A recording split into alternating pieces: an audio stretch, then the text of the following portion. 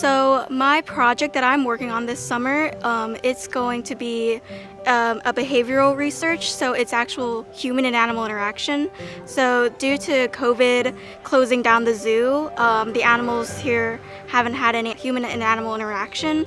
So now that it's opened up more and we have more guests that are here, and so we decided to see how that's impacted how people react to the animals and how the animals react to them. So I made behavioral charts that are called ethograms, so I can study what their aggressions are towards whether they have another species in their exhibit with them, if they're aggressive towards any of the humans that come and visit, as well as if they're foraging, if they're playing, and then also the responses if they're negative, positive, or neutral. Lydia's project of observing all the animals and their different behaviors can help the zoo staff to maybe rearrange what we call the furniture in a zoo. That would be all the branches and the perches. It could help them if the animals are like, we're never going to this part of the exhibit. It's like, why? Is there a sticker bush over there maybe? Is there a rock? Is there a beehive? Is there something over there that they never thought to, because you can't look at every inch all the time, something that's causing the animals to say, this is not a good place to be. And so the keepers could go in and fix that, and then expand the range that the animals have to be in.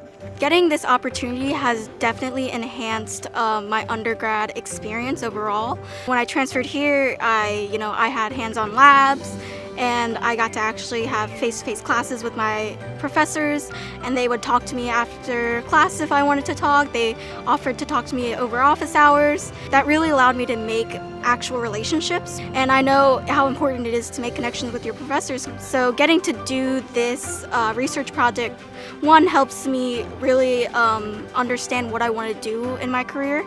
I knew I wanted to work at a zoo, and getting to do behaviors at zoos, making sure I'm paying attention to the little details, because an animal may seem fine from afar, but when you get up close and personal with them, you can definitely tell if there is something wrong with them that you wouldn't have noticed beforehand.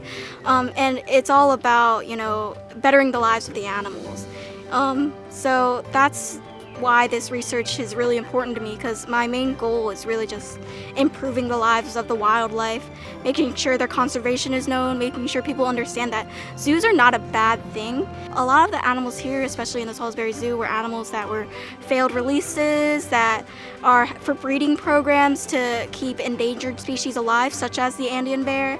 And a lot of our education ambassador animals are actually animals that were injured that can't be released. All of it comes together for a conservation message that teaches you that wildlife is not something to mess with, and that there's a lot more into it that goes to taking care of these animals than one would think.